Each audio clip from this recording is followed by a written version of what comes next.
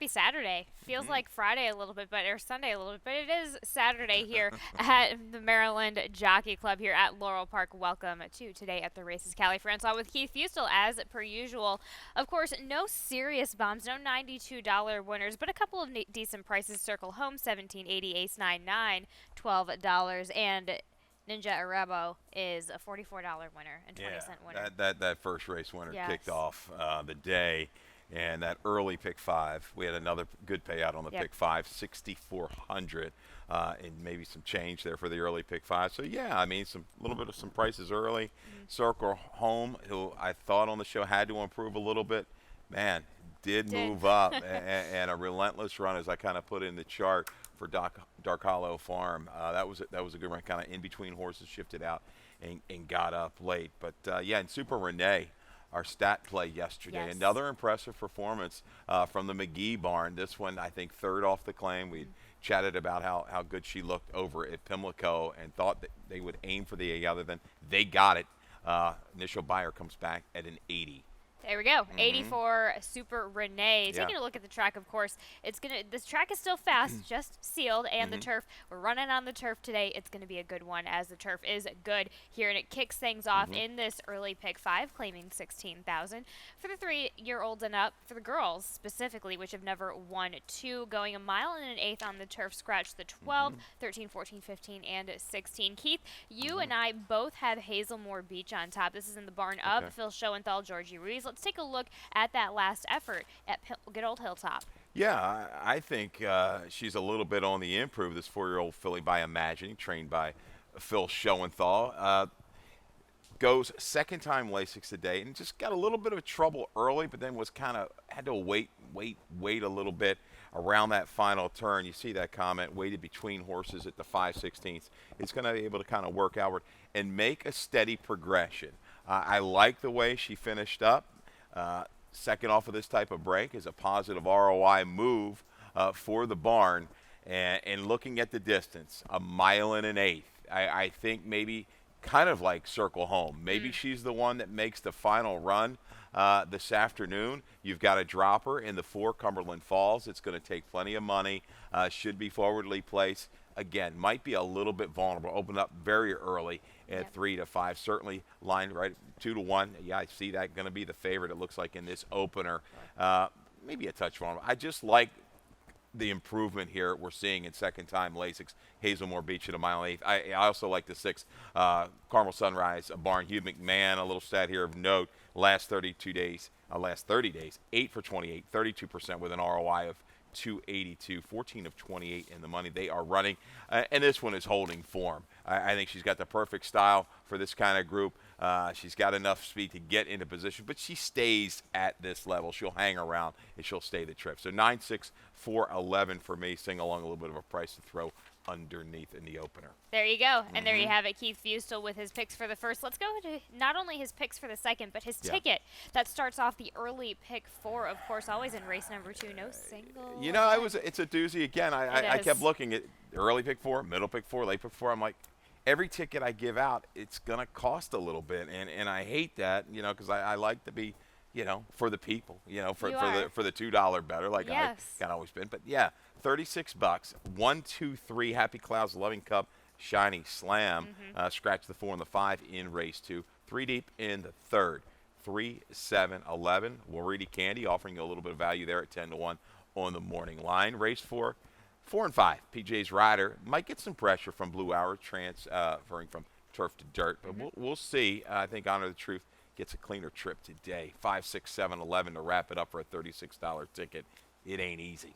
It ain't easy being Keith Fustel, and let's get things going here in race number 2. That does kick off that early pick 4 in this, claiming 25,000 for the 3-year-olds and up, which have never won 3. For the girls, 3/4 of a mile on the dirt. Scratching the 4, Ice Cube Baby. Scratching the 5, Everly's Girl. You have the number 2 on top, Loving Cup. Hugh McMahon, William Humphrey. As you mentioned, you gave that great stat. The barn is on fire. Yeah, I mean, he looks loaded here in the early double. Loving Cup, you've got a situation looking at the condition. Yeah. Obviously, the horses to beat, in my opinion, are the 1 and the 3. They've won 5 in 4 as the 3-year-olds. They're able to take advantage of that. But Loving Cup's last race, to me, was good. An indication that she's kind of at top form, had a little bit of trouble. Very quick, wide move and sustained that run at Pimlico with some speed drawn to the outside. Ali Oxenfree and Fast Corey, if those two hook up, which they certainly have a chance to do, I think Loving Cup can kind of make that run. Certainly Happy Clouds faced a really good horse in Super Renee. So you take that last race with a little bit of a grain of salt. I think that's still better than that 41. You go back at the prior numbers, looking at this horse track with maybe a touch of moisture in it, is able to handle it. I think this one sits just off the speeds, gets an earlier run, I believe, than Loving Cup. I think Loving Cup will be a little bit further back off of Happy Clouds mid-turn. There we have it. Keith Fusel, 2-1-3-6 there in race number 2. Race number 3, that second leg of the early pick 4, is a maiden special weight, going a mile and the 16th on our good turf course here today. For the girls, 3 and up, scratching the 12 is Zippadoo, scratching the 13, Lady Thor. You and I both have Waridi Candy for Horacio to pass. Victor Carrasco, Keith, your value play of the day. DePaz got that 1 for 36 home, right, yesterday in the nightcap. I think that was his. A good ride, too. Was able to drop down inside in mid-stretch to go ahead and win clear. See if they can kind of pair it up here. Horses are running for the barn right now. Waridi Candy, second time blinkers was the trick. Showed that improvement. Third time off a little bit of a break. Again at a mile and 16th. I like the post draw in here. There's no blinding speed. It's going to just kind of go. So I think this horse will be relaxed on or near the lead. Has the finish, has the bottom build up off the mile and an 8th at Colonial. So I think will be very tough. 11, a little bit of a tough horse to figure here. Started in Newmarket, started right over there in Great Britain. Comes back at a good debut. Takes a lot of money off the break in the 3-year-old debut at Keeneland. A big field, off a little slow. I watched that race, just never really got going down inside. Right. But it's a double key race. The last placed horse, came back to win at Belmont with a 69 buyer on a little bit of a drop. Okay. But that certainly works. Post draw doesn't concern me too much because I think this horse will be able to relax and make a run from off the pace. There's a first during here you got to pay attention to. Barbosa riding well. Would have 3 winners yesterday. Yes. Carlos Lopez with a couple winners yesterday. 2. Don't forget about him. Yeah. So La Fantasma by Go Sapper out of an Arch mare. Mare was good. 3-time Grade 3 stakes placed on the turf, topped at a 90. This it's a first full. Second down was a multiple graded stakes type on the turf. Ran early and often, kept on going. This barn, 3 for 11, 27%, and 4 for 11 the money, with the 3-year-old firsters, 3-year-old up firsters going long on the turf. So a lot to like there, a barn that can strike right out of the box. There's lots of ways to go here. You're going to throw the 2 in at a big price. I like that. There's a lot. Like you said, there's a lot to like about this field. There's a lot going on, so we take it a couple different ways. You also go with Chicken Parm underneath. Brittany Russell, Sheldon Russell on the rail. That's something that doesn't scare me with this group as a first-time starter. So any other takes with Chicken Parm? Well, they team up with owners that they win with. So, I mean, everything's live out of there. Collected okay turf. Bottom side, it's there. This is this horse is half to a really good dirt horse in Masquerade, Grade 3 type horse. Was owned by those guys down in New Orleans. But, yeah, I guess you can't leave this one out. And you're looking at another one, the 5. You've got Stidham's first in here by Outwork, who does very well with the debut runners, 19%. A little like turf. With the routes, 9% turf route, but had a half-brother by Santiva, was 3 for 6 on the dirt, and had some pretty good speed, could carry that speed. So let's see what Smashing's going to bring to us in debut. Lasix on Jamie Rodriguez. So this is tough. The 3, I think, 10-1, take a shot there to use with that value. Yep, there we go. A slew of potential talent there in race number 3. We go a lot of different ways, but Keith and I both land on the number 3, ironically enough, in race number 3. Race number 4 in that third leg is a maiden claiming 12-5, 3/4 of a mile on the dirt. For the girls, 3, 4, and 5. Keith, you have the number 5 on top. This is Honor the Truth. We talked about that better trip. Let's take a look and see how this trip could be improved from this last effort. Off over a year, from 2 to 3, and you see it. Bumped, bounced around pretty tight at the break. Watch this one more time. Yeah, just got it from both sides. Yeah. And found herself 16, 17 lengths back into the turn, another 10, 12 lengths mid-turn. But it's the finish. You see, just caught a peak down inside and works outward a little bit, and it's going to close up willing there. You see PJ's rider, who led almost every step of the way, got run down by Sky Bobby. Look at that finish, the little flash, as Clem Florio used to say. That caught our eye, no doubt about it. Will PJ's rider get clear again, or will she get pressure from Blue Hour, who's going turf to dirt and a drop? And that kind of move is 2 for 2. I know, very small sample the last couple years for Delacour. 2 for 2. Yeah, I think Voodoo Priestess is going to bring a run in here as well. I thought she'd get it done at Colonial, going longer, turning back. If she can pair up that number, it'll work in here. She's going to need some help up front, though. I can see it. I can see it, absolutely. 5-4-7-6 for Keith Fustel there in race number 4. Race number 5 kicks off the Rainbow Pick 6, and while that did hit yesterday, let me give you a ticket here today, and I do find a single in the number 11, Petrosenka. We'll get to that in a second, as you don't have that one in your top 3 selections, Keith, but we'll talk about race number 6, 7, and 8. 3 deep there with the 1, 4, and 5 in race number 6 and that claiming 25. I go with Nick's Little Boy. We'll get to that in a second. Race number 7, 1, 4, and 5 as well. I also go with Live Fire at a little bit of a price. Morning line price at least. Race number 8, 3, 4, 6.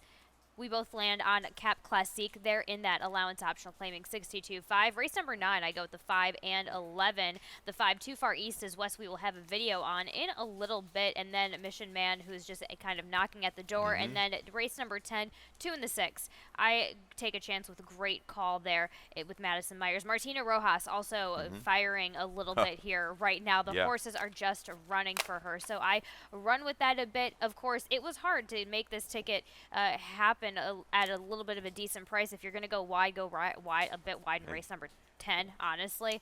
But a lot of different ways this day is going to play out. But let's get back to where it all begins here in race number 5. This is a maiden claiming 20,000. A mile on the turf for the 3, 4, and 5-year-olds. Scratch in the 8. Swing Sammy. Keith, you have the number 6 on top. This is Run Rocky Run for Jerry Robb, Xavier Perez. That crew, Gina Robb, Xavier Perez, brought home that $92 winner on Thursday. I'm looking for a price, and this one certainly is going to be, I would think, double digits in here, no doubt about it. A little bit of a raise. Dirt to turf. I don't really just completely trust anybody in here. I guess Fleets Bay, who kind of ran against winners last time, a big effort. We'll show that video. Works. But Run Rocky Run. It's more of a breeding take here. Irish War Cry up top. He hasn't been a huge sample, but okay there. But it's the bottom side that I like here for horseplay racing and WTR stables. Latina, multiple winner, going long on the turf, topped at a 76, was an allowance winner. I know this mare had a couple horses by Outflanker that ran pretty good on the turf. They would sit back. They could cover some ground. One of them I know did win. I can't remember if it was this course, but it was a knockout run and drew off to win well clear. So just kind of reaching a little bit, grasping for a price in Run Rocky Run.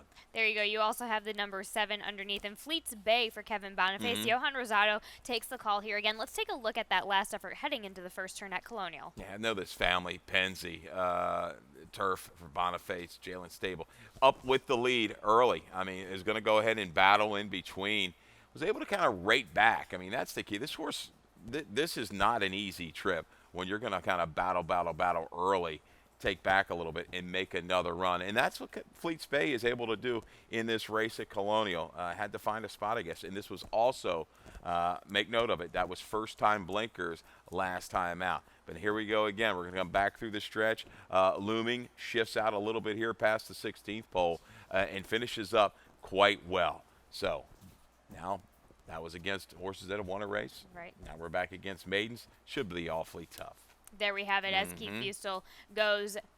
He goes 6, 7, with 5, 11. 6, 7, 5, 11. Yeah. I was just scrolling up there. Petrosina draws in, so just make sure you know that. Certainly kind of getting close. A couple seconds there. A grindy type outer draw. Again, we'll just try to draft in and make a steady progression from the back of the pack. My angle is that this one is going to be liking a turf with a little bit of moisture and softness to it, so that's my angle that I took with that one. And let's carry on to the rest of the card after this commercial break. All right. Oh! And they're off.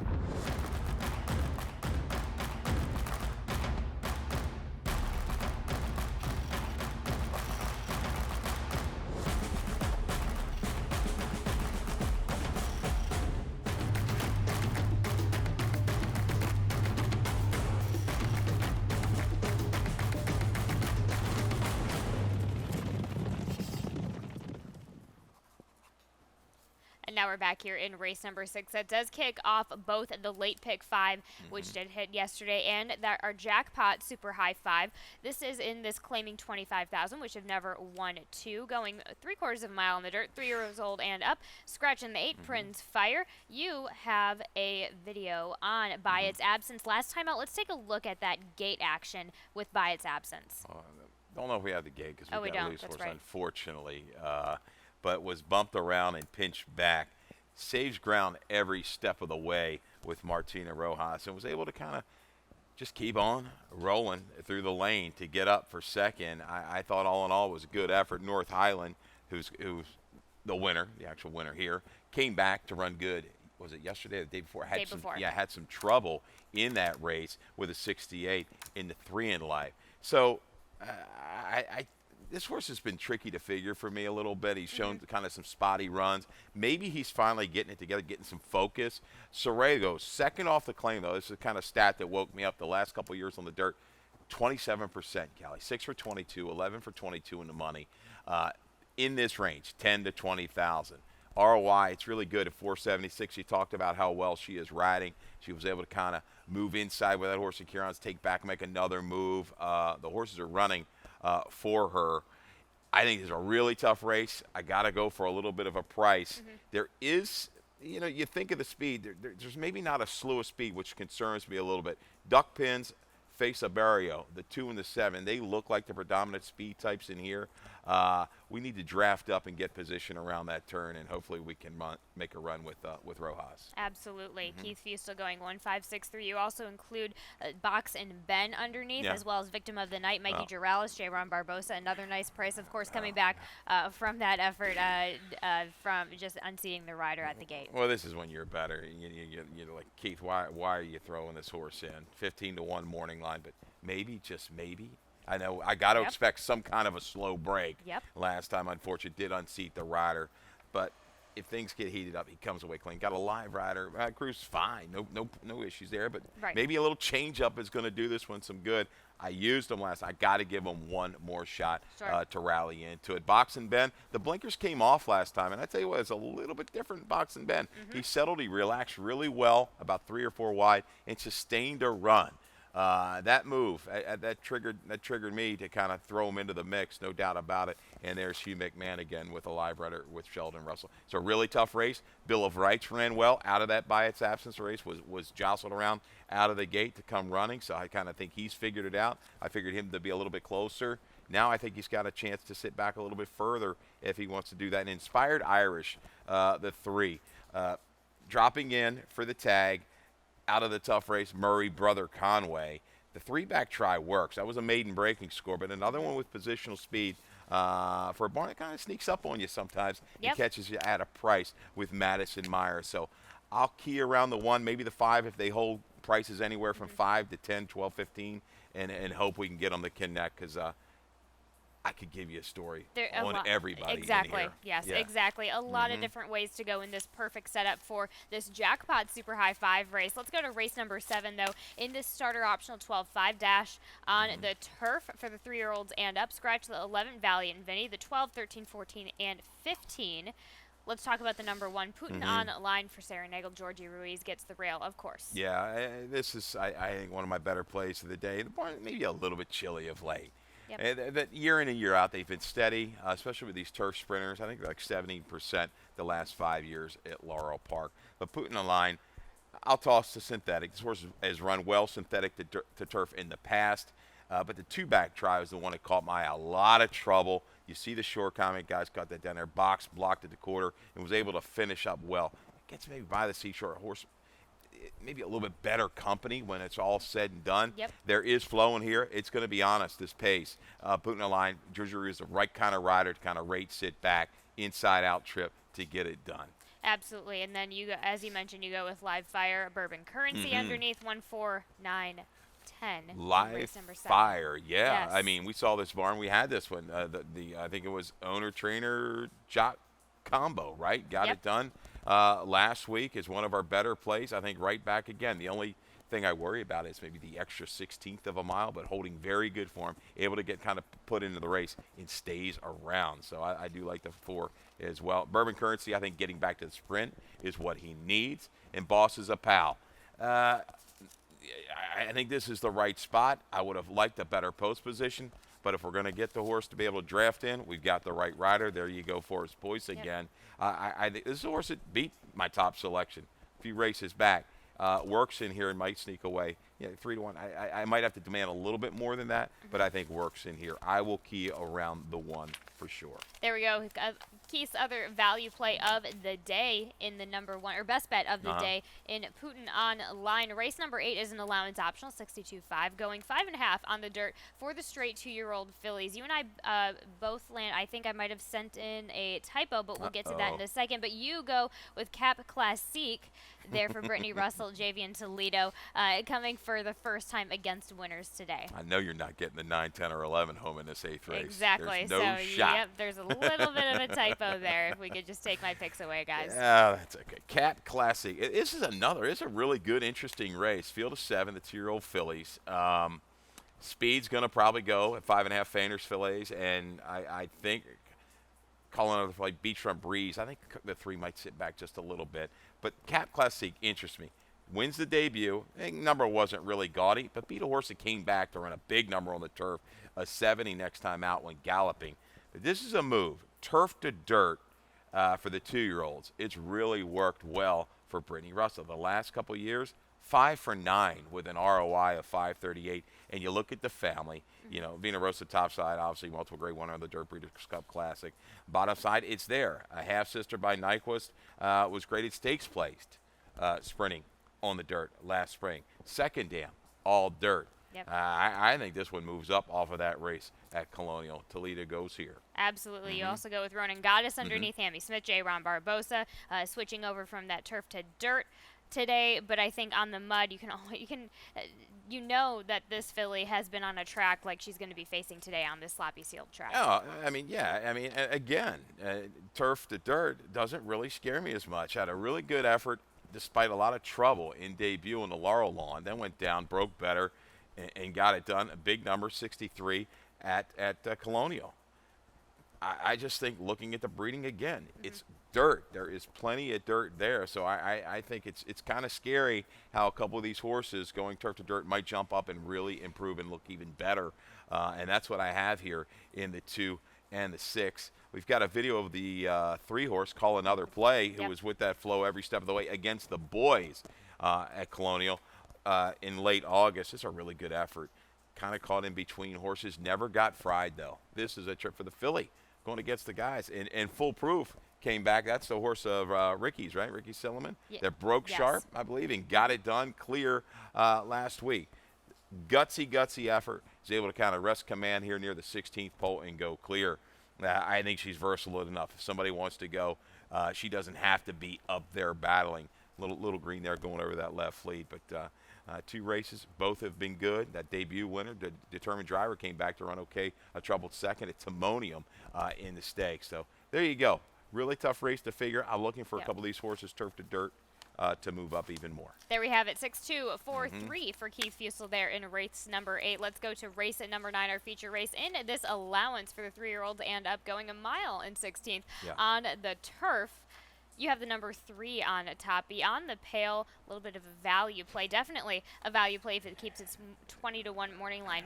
Mod, Daniel Hudson, Horacio Caramanos. Yeah, and you see what I got. 3-9. Beyond the Pale, Consultant. Just a whisker last time out. Right. Brutal beat for Beyond the Pale, who just dug in when collared. But I think at the price that we could definitely get on both of these horses, we have to use Consultant. Maybe has the tougher ask here today, moving from the inside to the outside, but it has shown the ability to sit further back and run into it. I think they're both tactical. The value is there, and I think they can kind of keep away from some trouble, especially the 3, because I like the kind of what she showed last time out. I got away with a slower pace, but I think she'll be able to sit just off of it today, maybe get some cover and finish. So, yeah, let's take some bombs in there, the 3 and the 9. The 5, Trombetta, looked like he had the goods yesterday in that race with Circle Home with a couple runners. Couldn't get it done. Will he get it done today with this 5-horse, Too Far East is West, who's really, really gotten good? This guy showed a lot of potential when he had a trouble trip 3 races back over this turf course to finish up well behind a next out winner and then a stakes placed horse in Runaway Storm. But let's look at that video. That last time effort over at Saratoga, just coming from that mid-turn away. That was at the mile and 3:16, so we shortened it up today for this one. It looks like kind of like a day right that we've got today. The rain was falling up there at Saratoga. And the interesting thing, the question, shortening up, will that have a damper on the performance of Too Far East is West? But I think there's going to be flow. I think he's going to fire late.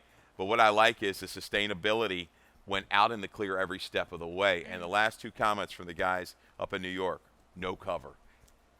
When I watch these turf races, especially going longer, I want to see a horse, his attention kept being behind horses a little bit and then work off of that. This one hasn't needed it. Man, keeping the clear, and man, he's going to bring a run here, I would think, for sure. Spinzar goes second time gelding, steps up against a little bit better here, but if a horse is going to move up here for the combination, certainly you got to respect McGahee and Boyce. Absolutely. 3-9-5 won some bombs there for Keith Fusel in race at number 9, and our finale here on Saturday is a maiden claiming 12-5, going a mile and 16th on the dirt for the 3, 4, and 5-year-olds. You have the number 3 Sustenance. This is in the barn of Rudy Sanchez Solomon. J. Ron Barbosa takes the call. I think he's the speed of the speed here. A little bit of a drop, slight fade last time on a racetrack that tended to favor closers. So I'll give this one a little bit of a pass. Top number was going long. Those internals were sharp. They were even quicker than like older $5,000 multiple winning boys. I'll give this one another shot to dictate. Great call was used early to get the lead. Martina Rose, she's going to be able to kind of spy Barbosa to the outside. I think you might see a situation where she kind of takes back. Second route might even improve a little bit more. 3, 2, 6, 7, 6 horse, second off the claim. Beaten heavy favorite last time. He can kind of hang around. And I think that's the key because a lot of these horses, they really don't look like they want a mile and a 16. Correct. So they have to play it right there. A little bit of a rider's race here in the finale for Saturday's racing. Let's go to lightning round to dig in a little bit more on Keith Fusel's value plays and best bets. We start with a value play in race at number 3, Wardini Candy with Horacio De Paz and Victor Carrasco. Yeah, the sudden improvement there. Second time blankers woke this filly up. Love the post draw that she's got in here. She gutted it out a mile and 1/8, a little short here today. I think she's a factor from the get-go. If she breaks clean, she's going to be into the race and stay around. Yep. And you go with your best bet of the day. And Putin on line for Sarah Nagel. Georgie Ruiz might, as you mentioned, the barn a little bit cool right now, but might be on its way to heating right back up. Yeah, it's time to attack. Drop in here. Going to be in for the tag, 12-5. It worries me a little bit. But he hasn't quite gotten back to some of those prior races. But his effort to back with that trouble at Colonial gives me hope in here that he can kind of sit, a couple lengths out of it mid-turn and range up and get by the speeds. And let's talk about your second value play of the day in race number 9. Just talked about it. Beyond the Pale, Danielle Hodson and Horacio Caramanos. You can give me 20-1 on an informed horse. Anywhere near that, I'm going to take it. This horse has improved. Yeah, maybe Too Far East is West is going to be just too good. But at that price, it's going to hold value, and I think you'll get a thrill for your money. Absolutely, and there we have it. As Keith Fusel gives us a couple of nice bombs here for Saturday, let's head it on over to Dave Rodman for some more changes and scratches. Good luck, and go O's.